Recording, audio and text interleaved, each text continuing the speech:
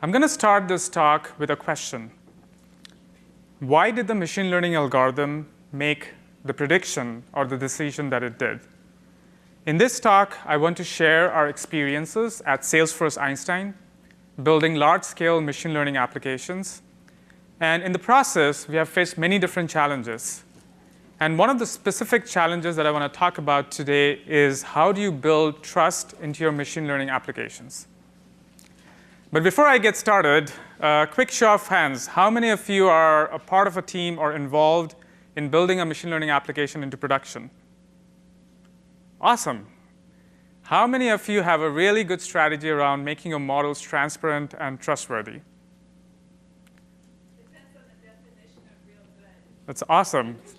One of the audience just said that depends upon the definition, and I'm going to talk a lot about that as well. So I'm really excited. I hope that you guys learn a lot, and I get to share a lot of my experiences here.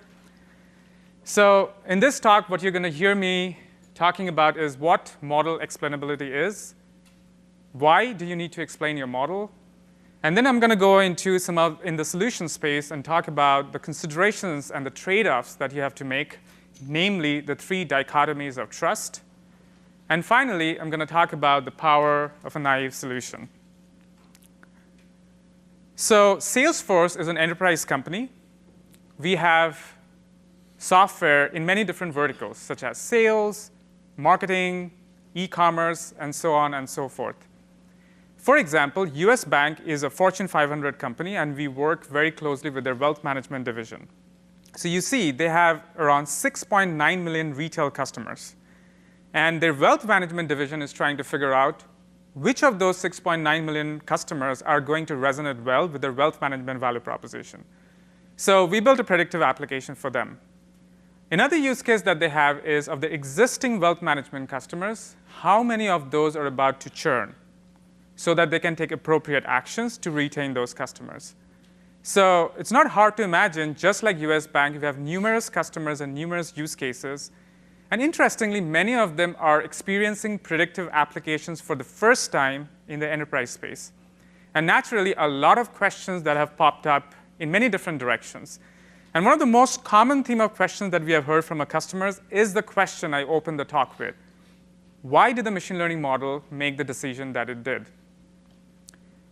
It might feel like a seemingly innocent question, but as we peel the layers of the onion, so to speak, it turns out that depending upon who is asking the question, who's the audience, what their role is, it has a wide variety of meanings.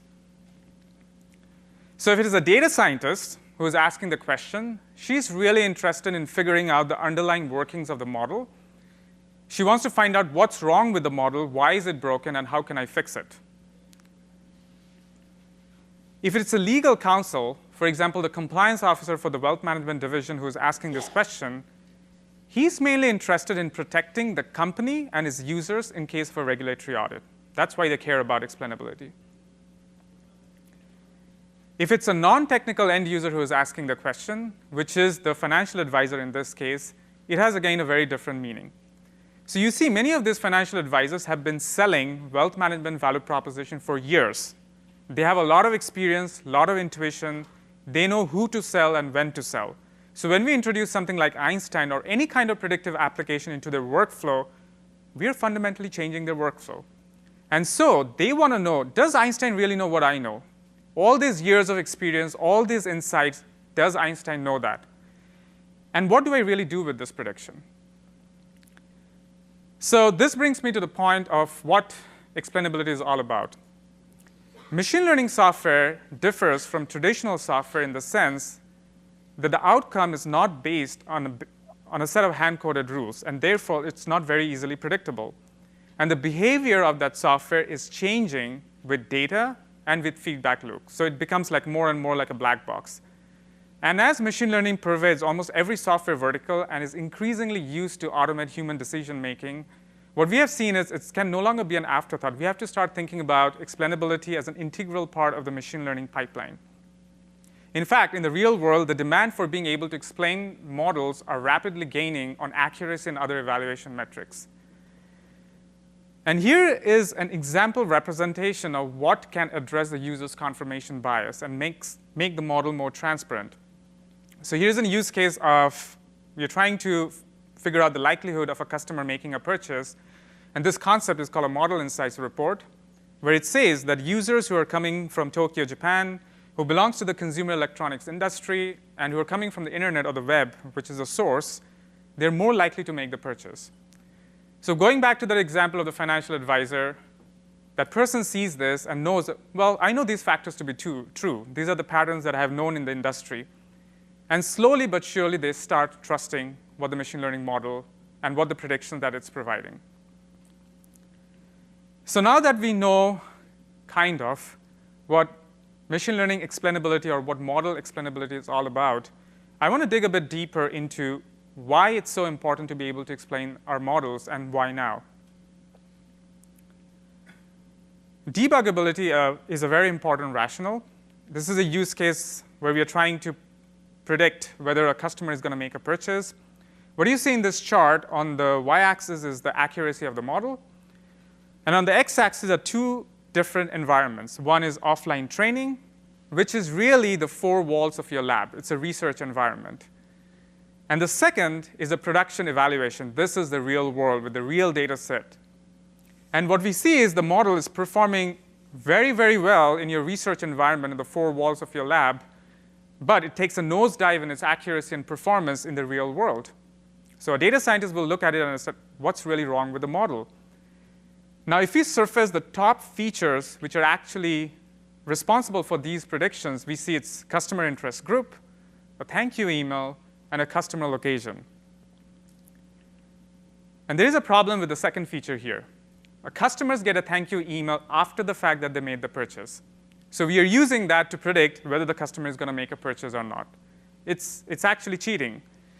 These are the features which are causing data leakage or label leakage, also known as hindsight bias, which are present in your training data, making your model perform unreasonably well. But in the real world, you don't really have those features, and your model performs poorly. So an action item here is drop that feature, and your model is going to perform much, much better in the actual production environment. The second rationale is bias and ethics. We heard Peter talk about earlier about uncovering bias. And here's an example of machine learning translation.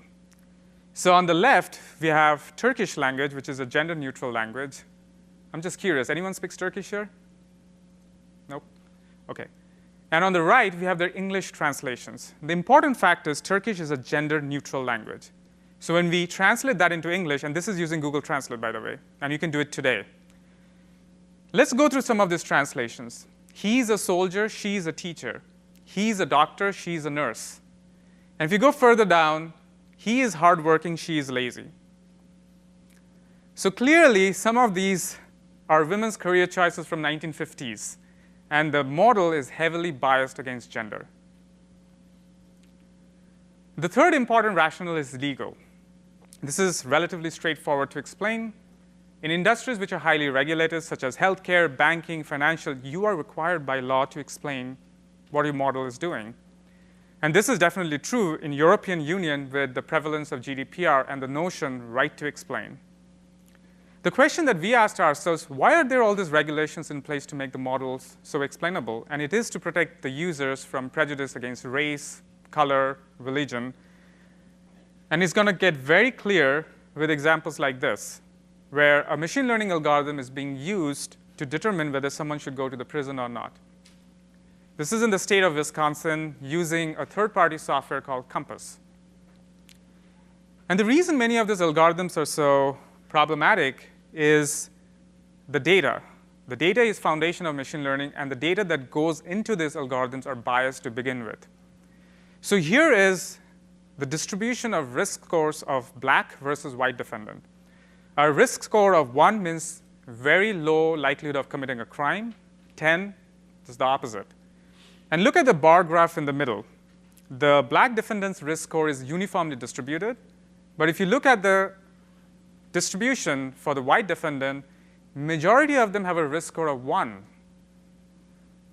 And very few of them have a risk score of 9 and 10. So very few of them are likely to commit a crime. So it's therefore not a surprise that when you use this kind of data to train your algorithm, it's biased against the black defendants.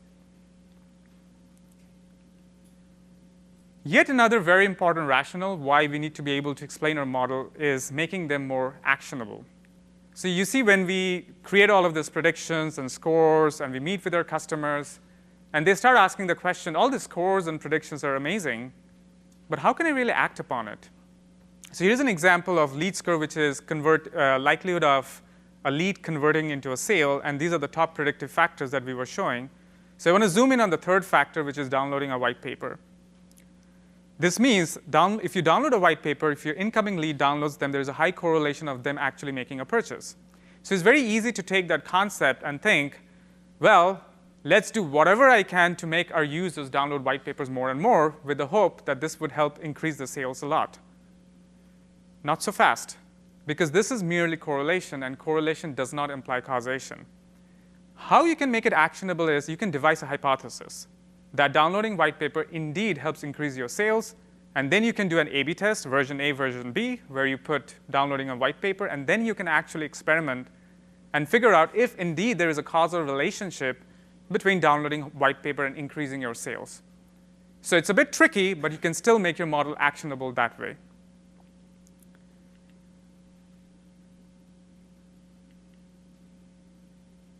And finally, trust. Oops.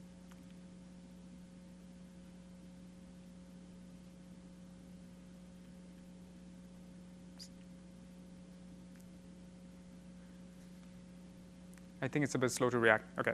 So finally, trust. It's kind of my favorite rationale, and no wonder it's the topic of this talk. However, trust is a very nuanced concept. How do you really define trust? If trust is about how many times your machine is right versus wrong, there are plenty of standard accuracy, F1 precision metrics in the machine learning world to actually define trust. Someone else might define trust in a different manner. What is the path that your machine learning algorithm took? What are the factors that were involved to actually reach to a specific decision? It turns out that the second definition has much more weight, because it makes the machine learning model less scary and less intimidating.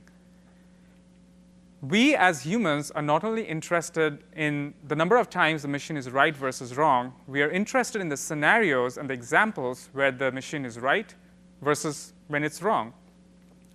So in the areas of the input space where the human is right, the machine is also right. And in the areas of the input space where the human is wrong, the machine is wrong, it can be argued that the machine learning model is trustworthy. Why? Because there is no apparent cost of relinquishing control to the machine learning model. However, on the contrary, if in the areas of the input space where humans are right, the machine starts making mistakes, I would be very worried in giving up control to the machine. I would like to continue supervision over the machine learning algorithm. So these are the scenarios where it can be said that the machine learning model is no longer trustworthy. So those are the many different rationales why model explainability is very crucial, from trust, bias, legal reasons, making the machine learning models more actionable, and even being able to debug machine learning models. In the next part of my talk, I want to do a little segue and move a little bit into the solution space and some of the considerations that we had to make in order to build trust into our machine learning applications. And I call them the three dichotomies of trust. And these are explainability versus accuracy trade-off, global explanations versus local explanations, and finally, last but not the least, model-aware versus model-agnostic explanation. So let's dive a little bit into each of those and understand the pros and cons of the trade-off, so to speak. First, explainability versus accuracy. So you see, the more complicated or complex your machine learning model is, often as a result of a demand for higher and higher accuracy, the more black box-like they get. So here's a chart of interpretability versus accuracy. Models like linear regression and decision trees are known as simpler models. They work good for simpler problems, but you have a lot of data sets, very complicated data set. And more complicated problems, they don't really perform that well. They have very low accuracy. But they're much more easy to explain. But as you go down, neural nets and support vector machines, neural networks are generally used in deep learning. They work very well in complicated problem space. big data, but they're much more black box-like, and they're much, much harder to explain. And I want to drive this point with a very concrete example. And this is an example of a feature engineering, which is a part of the process of a machine learning pipeline. I'm using an example of text feature engineering. The word that we are representing here is overfitting. And you can do many different feature representations of that word. For example, morphological, unigrams, bigrams, trigrams, one-hot encoding, and word vector. But the important thing is here, they are increasing in the order of complexity. So if I use something like a morphological, which is human readable, and I can tell you how it correlates with your model, but if I just tell you that word vector, that set of negative and positive numbers, has a very high correlation with your model, you won't have any clue what we are talking about, because that is not interpretable or not explainable. Yet, word vector is the default choice of mechanism used in feature engineering in neural networks and other black box machine learning algorithms. The second is global versus local explanations. When you're trying to explain your model as a whole, across the entire data set, the entire row of all the sets of predictions that you have got, it's known as a global explanation.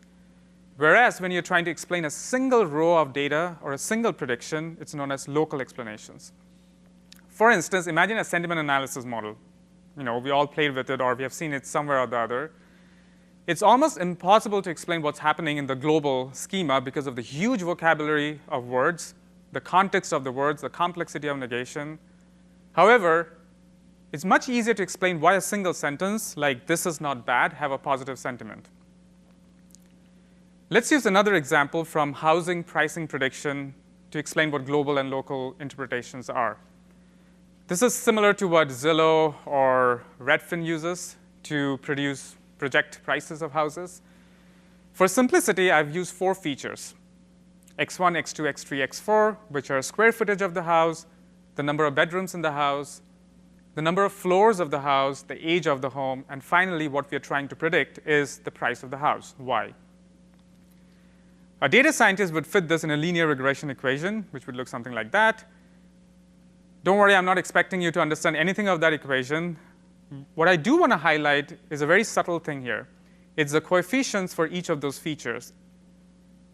More importantly, x3, which is the number of floors of the house, has the highest coefficient, +3, and x4, which is the age of the home, has the lowest coefficient, -2. So if I'm about to explain this model to you, I'm going to tell you, the older your house is, the cheaper it is. The more the number of floors the house has, the more expensive it is. So that's a global explanation. That's how the model is working. However, if I have to explain why the price of that house is $178,000, that is local explanation. And in this example, it's not really the number of floors of the house. It's the square footage of the house that's the most important factor that's driving the prediction of that specific house. So that's global versus local explanations. And finally, I want to talk about model-aware versus model-agnostic explanation. It's slightly more complicated, so bear with me. In the previous example, where I was actually using some form of an equation or the knowledge of the machine learning algorithm to drive the explanation, it's known as that the explanations are aware of what models or what algorithms were used, which works great, again, in simplistic models like linear regression and decision trees. But if you're using something like neural nets, like the one at the top, I don't know what's going on there, it's really, really hard to explain. So a common strategy which is used in industry is called model-agnostic explanations or secondary models. And the idea is very simple. Use a sophisticated, complicated black box algorithm to drive your predictions, but you use a simpler model like a decision tree or linear regression to drive the explanations.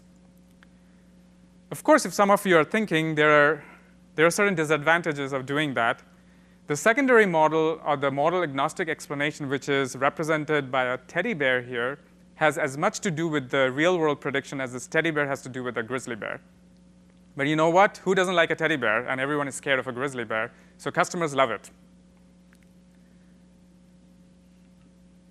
So finally, what I want to talk about is the power of naive solution. So as we have been going down this path to be able to make our models more transparent, building trust into our machine learning models, we have gone through many different approaches. considering all of these trade-offs around building trustworthiness. And as we start showing these predictions to our customers, what we realized is you don't have to always think about the most complicated and sophisticated algorithm to be able to explain your models. In fact, what we have learned firsthand is you can meet 80% of your customer needs with a very naive solution. Even if you know what the one top factor that affects your model, that can be enough at times. This is an example from a financial industry which says the source of the lead is an inbound call, and when your lead source has inbound call, they're more likely to convert. You can go a step ahead and show not just the top factor. You can also show the top-end positive factors and the top-end negative factors which are responsible for your model. That also goes forward to drive trust with your machine learning predictions.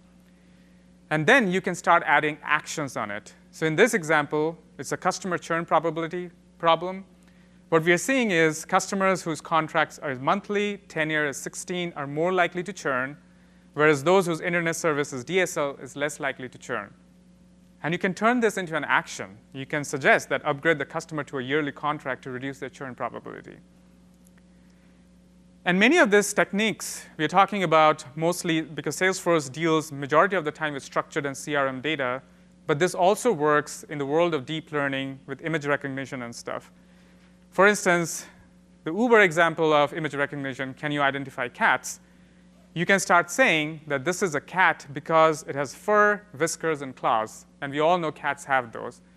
And this is a very simple example, but the person or the consumer who's actually consuming these predictions finally start understanding why did the machine learning model predict this as a cat. And they start trusting the model because those are the facts that they know to be true as well. So at Salesforce, we have been working on a machine learning library where we have been doing some kind of an automated machine learning. And one of the key things that I called out in the very beginning is we have been thinking about explainability bottoms up from the very beginning, from scratch, because you have to be able to trace back your machine learning model through feature engineering, through data preparation, through all the steps that's involved. And the library is called Transmogrify, which we recently actually open sourced. So in the name of transparency, so you can actually use this library, and one of the biggest things that's there is model interpretability. Some of the many things that I'm talking about is still in the process of research, but as we are finding more and more traction with some of the things that I'm talking about, we are making it available through Transmogrify. I want to end this talk with the key message that if everything else doesn't make sense, I would like you to take this back, which is, it doesn't matter how sophisticated your machine learning algorithms are, or how cool your machine learning demos are, or how successful your pilot program is. Lack of trust is likely to be a barrier for general adoption of your machine learning applications. And in the real world, machine learning explainability has been rapidly gaining on model accuracy and other evaluation metrics. We say that machine learning is eating software, is being used more and more to automate decision making. And I would like you to urge you to start thinking about trust and explainability not as an afterthought, but as you're thinking about your plan and your process, as you're building your machine learning models, it has to be thought ground up as a fundamental part of the machine learning pipeline. And with that, thank you very much. Questions? Yes? So at Salesforce, I came to see this talk to find out how you at Salesforce deal with the model. You have a very complex model like an XGBoost that's, I mean, you can get variable proof out of that is not always intuitive. Yeah. Or like a neural net, which is really hard to explain. So what's your approach? Yeah, so the question from the audience was, at Salesforce, we might have some black box models like neural networks or XGBoost, and they're not very easy to interpret, so what's our strategy? And one of the examples that I talked about, first of all, it depends upon the use case a lot. And in this case, a secondary model, like a simpler model, decision tree, or a linear regression, can go a long way in order to provide actually some kind of a transparency. It also goes back who the users are and what they're really trying to find out from it.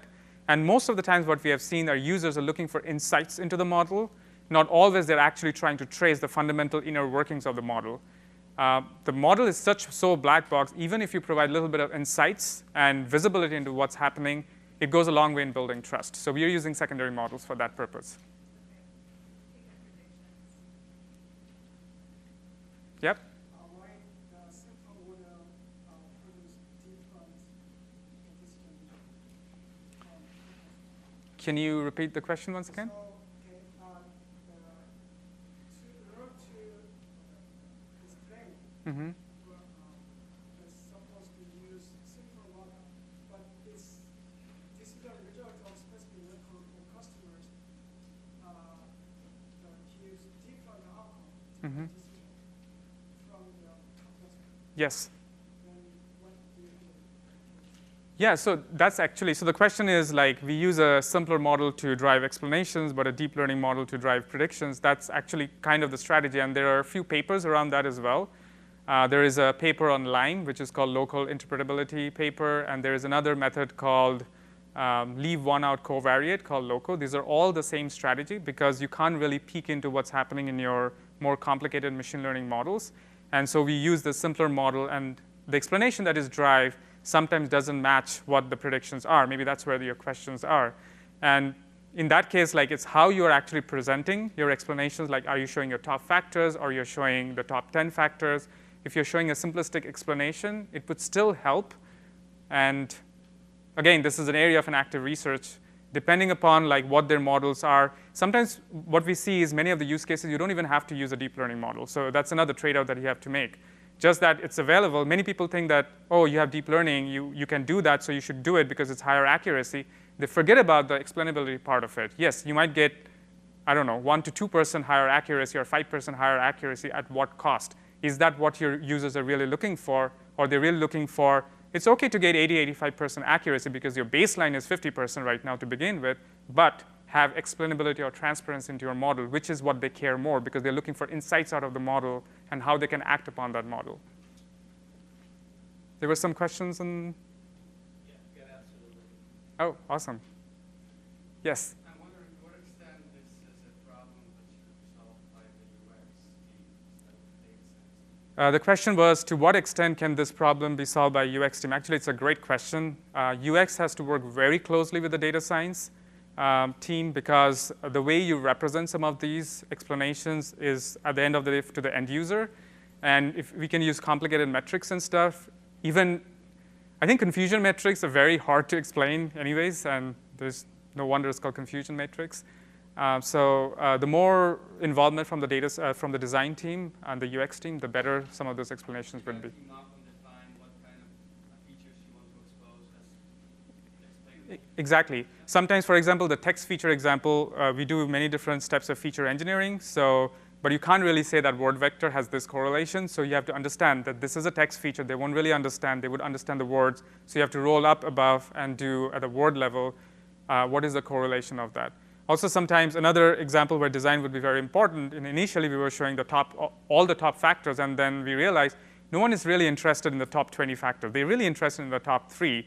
And also you have to understand if those factors are highly correlated with one another, it's again not helpful. So you have to figure out the factors which are not correlated, which actually drives more importance to the end user. So all of these through user research. Yeah. So looking at the life cycle of the model, so suppose the model is started as a linear regression, and it worked for a while. Mm-hmm. And then I got some more input, like customers, etc. So I have to go fix the model. Yes. And when I fixed it, as a result, became a more complex model. Yep. All the way to adding So when you explain it by linear regression, you're only explaining that part of the model that they originally had. Yep. It doesn't handle the rest of it. Yeah, so the question was like, you start out with a simple linear regression model, and then based upon data and feedback, you go into a more complicated black box-like model. So when we are explaining, we are just explaining the linear regression part. You're 100% right, and that's exactly what's happening. And if it gets black box, you have to revert to some of those more model agnostic approaches, like the secondary model approaches, to be able to explain it. So linear regression is not enough. That's true, yeah. So I was wondering about like the example you gave, I guess, for a CNN or some convolutional paper, but the cat ears, right? Yes. So you can say like, I assume saying ears and claws is because you also have some sort of way of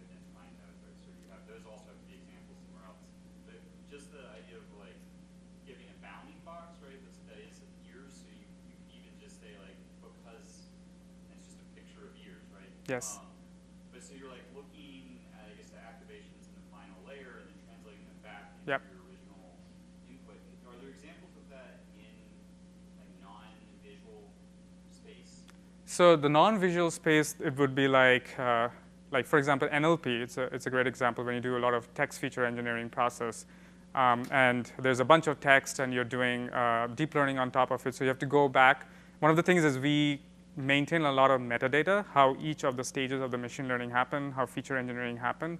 So even at the end of the day, you produce something we can trace back from those factors, like the word to vec, a set of vector, to the original feature which actually originated that. And then we can say that this feature is like these other features, and therefore this model is doing that prediction. So you just go back and you end up with just like a list of words and hope that people. And sometimes word to vec also does like, they know similarity, the word similarity. So even if that word doesn't make sense, if you say that this word is similar to a few other words, it again drives a lot of transparency. And again, that's a great question. I want to kind of talk about this a little bit more. Again, perfectly explaining a model, I think it's kind of a myth. It's very hard to do it, and there's not really any user who are actually asking for it, maybe a little bit in the legal world. But other than that, many of those problems can be solved with much simpler solutions, because even that doesn't exist today. Yeah. Yes? You had an example about the house prices where you said the global model was not applying to the local model. Yeah. How do you explain those things? Because if the model has to apply for each and every row in your data set, why did it not apply to that last row?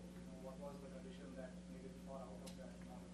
How do you explain those kind of things? Yeah, so it's again a great question. The question was about like the housing pricing example. The global model didn't really apply or explain the local explanation or provide adequate local explanation. Because globally, it's looking at the bigger patterns, and there can always be outliers in your data set. And another reason is this is more from a user-specific I'm going to talk about. So when we are launching many of our software, so let's say, we're a B2B company, right? So we have an enterprise customer, a financial company for which we are building the software. And so this financial company is going to turn on the software for their end users, okay? And so they want to know how the model globally is performing. However, their end users doesn't have visibility to every single sales objects within the system. They only care about their specific sales. And therefore, we have to use local explanation for that, because the model kind of adjusts based upon the kind of patterns and the local minima and stuff, but globally, it's really hard to explain. It's going back to the same example I talked about, the sentiment analysis. It's really hard to explain globally because many of the things that I would talk about globally might not apply to a single prediction. Yeah? Yeah, so you mentioned that often with your clients, explaining what the dominant feature is sufficient for them to be happy with the answer. Do some of your clients ask how would this model fail, or what are the main failure cases, or something that would actually make you have to dig deeper Yeah. or understand it further? Yes. So the question was, I think the good scenario is great, but what happens when the model fails, and what are they really trying to find about it? And actually, many of these local explanations helps a lot there, because they would audit the model when we actually roll it out to these business customers, and they would try it on many different data sets, and they would look what are the predictions given and what are the corresponding explanations. And as I said, many of these people know what they're doing, and they know what are the patterns are. And sometimes some of this explanation doesn't really make any sense. And so then they give us a feedback about these explanations are not making sense. I don't think this model is good enough, even though you're giving us good accuracy, because I know for a fact that these factors are not true. Or these factors we already know. I mean, these are like the tops. Tell me something more useful. So actually, that goes back to the design question. Sometimes just showing the top factors is not that useful, because everyone knows that. So you might want to skip some of those things and provide insights which are more helpful to the end user. Yeah. I'm wondering, to what extent, or how does your company, how does Salesforce look at protecting IP? Because giving away some of the features and how you build the model to the end users in Yeah. the outside world Yeah. might feel as giving away some of the secretive sauce, Yeah. per se. Yeah. Is there a policy for that? Can you go all the way? And how do you see that? Oh my, that's a great question. So So at Salesforce, first of all, we have done open source before. So, and many of the stack that we have built is based upon open source community. So we use Spark and Scala and many others. And we have got a lot of benefits from the open source. And as we were building this library and we found that there were gaps in that library or some of these frameworks, and as we were working with our customers, we started building this library in-house. But then we felt that there are many other customers or companies like Salesforce, but they might not be as big, or they might not have those data scientists. They might face similar problems.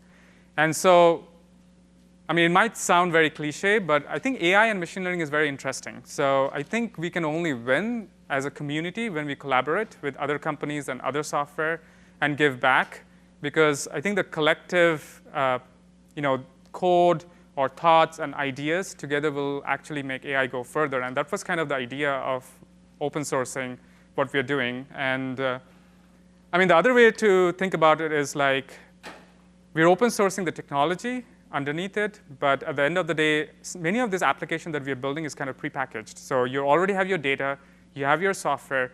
Like they say, truly good technology is invisible. So you just turn on and you start seeing the scoring and stuff. That's kind of the commercial part, the money-making part. So I don't think that's really affects. Actually, it kind of helps making the models more transparent, and actually it kind of helps in a wider adoption. Yeah. Yep. All right. Thank you very much.